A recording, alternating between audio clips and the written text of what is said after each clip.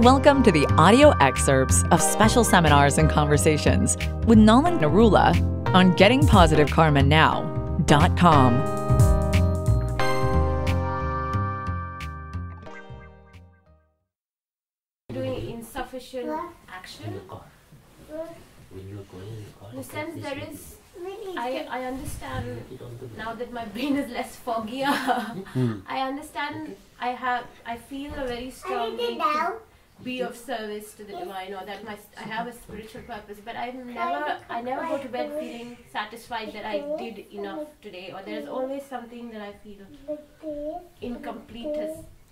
Did you identify what it is that you left incomplete?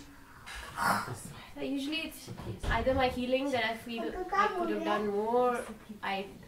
You could have done more because? That maybe there were issues or areas that I could have channeled healing to and I didn't think that they required, or sometimes I seem to maybe spend more time mentally analyzing problems than actually...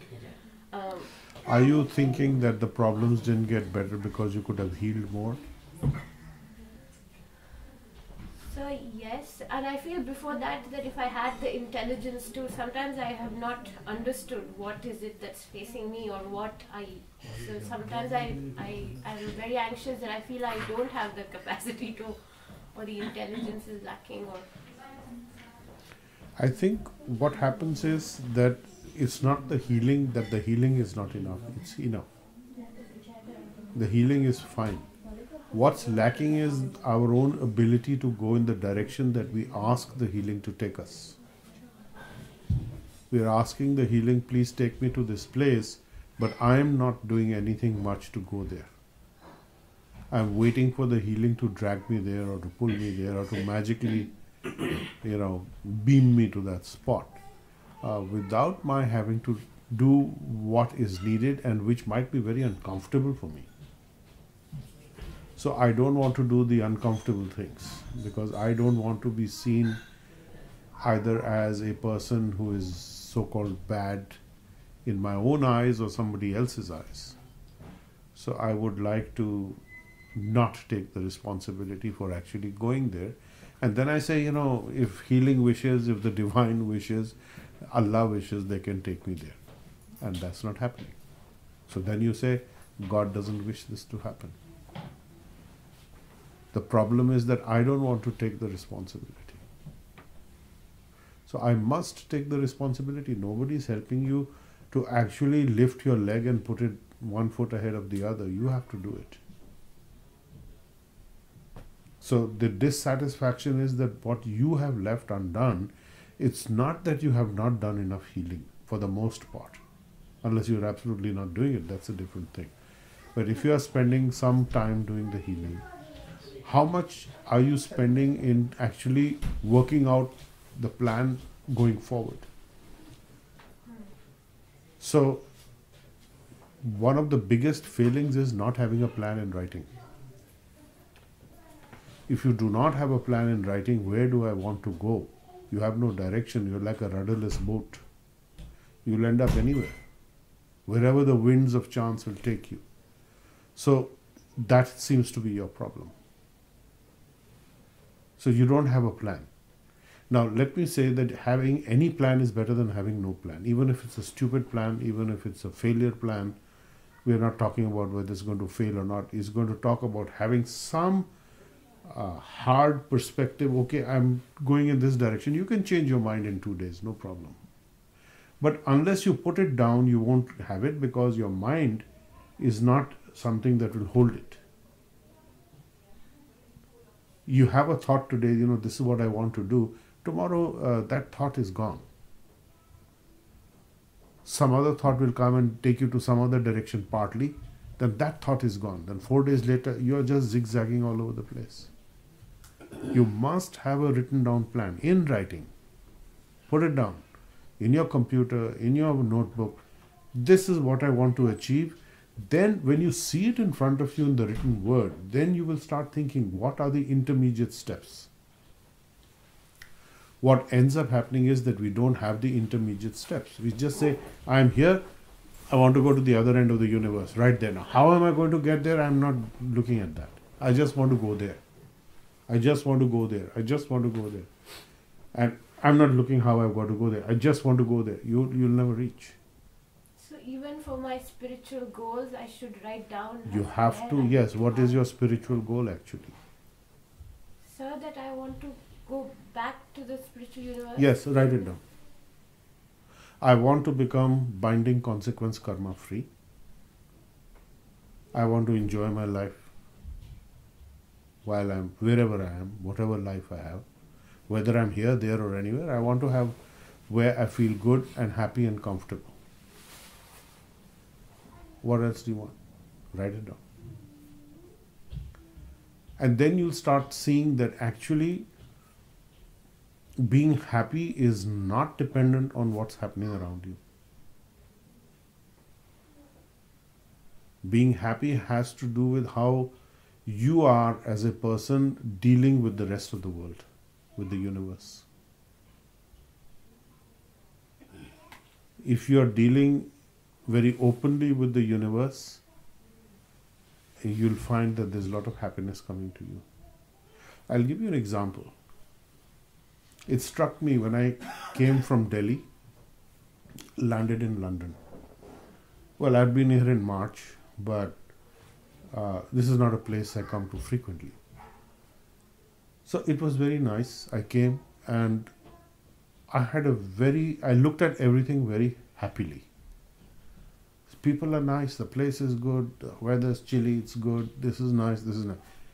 Now, I was taking everything as good, nice, happy, but you could do the opposite.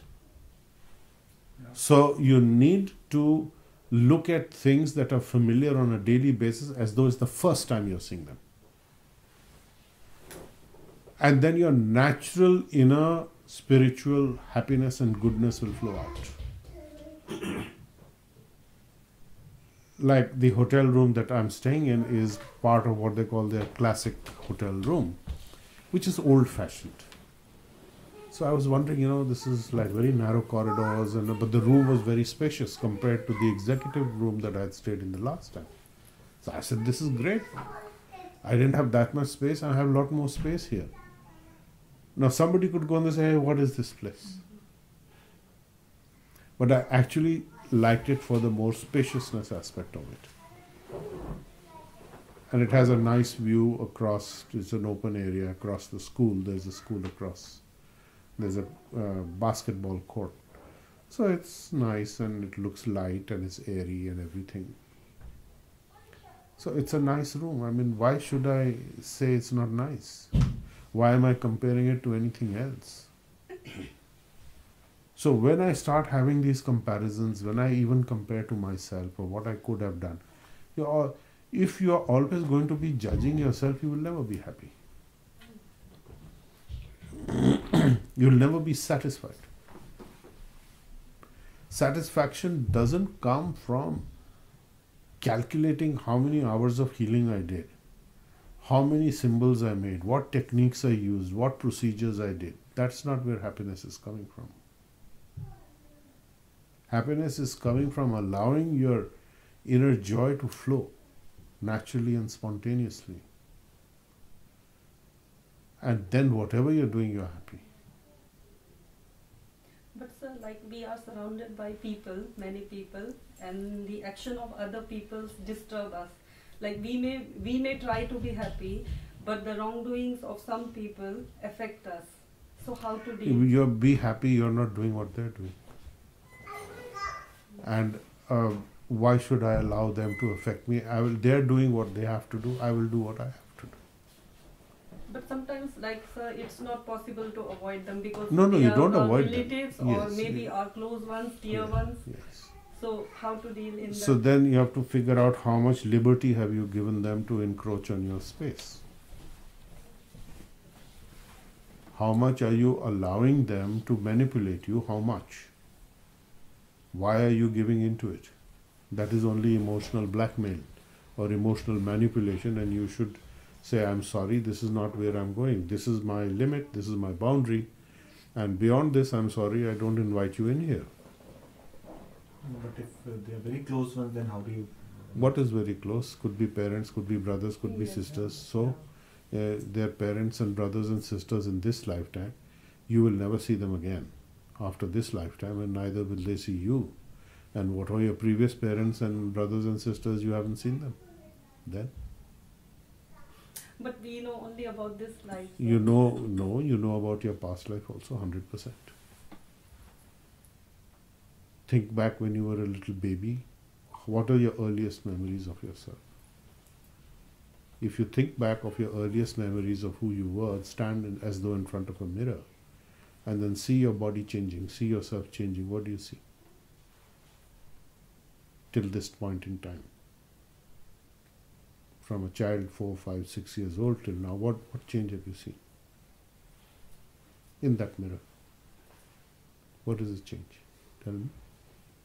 Like physically we change, externally we change, Right. but internally we are the same. Okay. Like when I was maybe in say class 4 or 5, the way I used to think at that time, I mean I am basically the same person today as well. Absolutely. My So values- that is the proof that you have a past life, because your body has changed.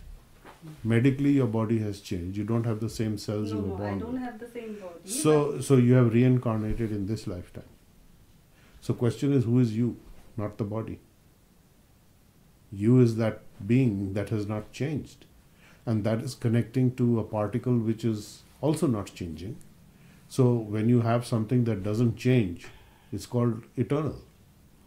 So even this body is changing. You've been through reincarnation. There's no evidence to suggest or support the view that after this body finishes, that consciousness part of you will die. It won't. So there are past lives. You can say these are the only one we have seen. I'm saying no, you have seen, you just don't remember. So it's there that you had a past life. Just like in this life you had a past life body. Now it is a different body. 20 years from now it will be a different body, and 30 years from now it will be even more different. So it's not the same. So everything changes. And if the relatives are telling you, I will only love you or appreciate you if you do what I dictate, that's not love. Ask yourself what it is. It's not love. So then, better to stay away.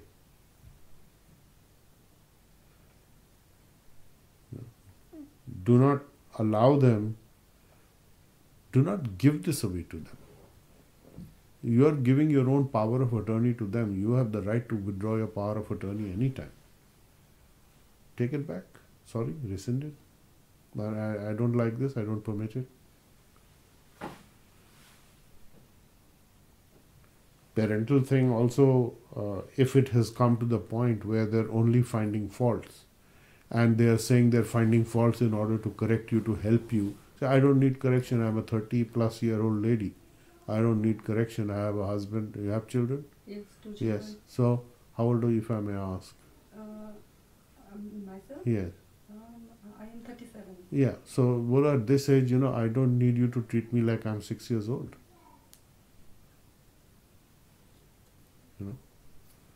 You should stand up, and there is a time when parents have to let go of the children. They cannot treat them as children, because you can say, oh, it's very cute. In my eyes, my child will always be my child.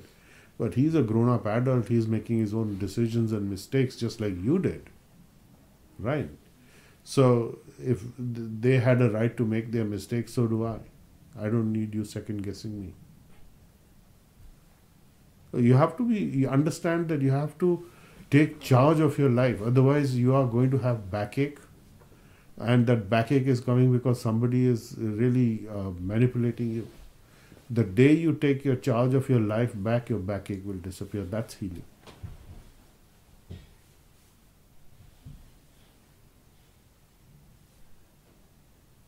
There's no reason for you to have a backache except this. So if you are controlled, if the person is talking to you or they say, I'm coming, you tighten up everywhere. My God, these people are coming. How will I behave? How will I make sure everything is perfectly right for them?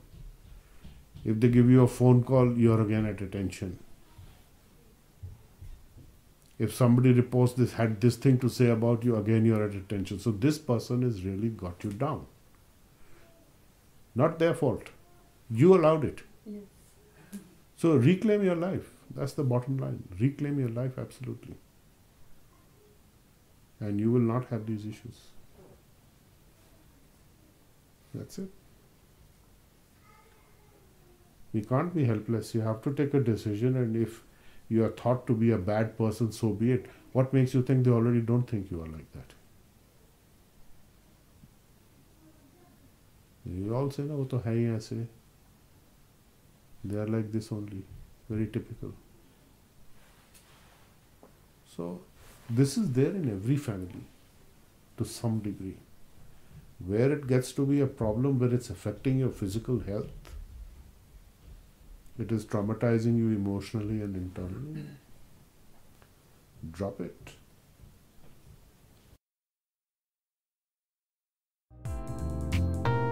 You've been listening to a discussion with Nala Narula on www.gettingpositivekarmanow.com.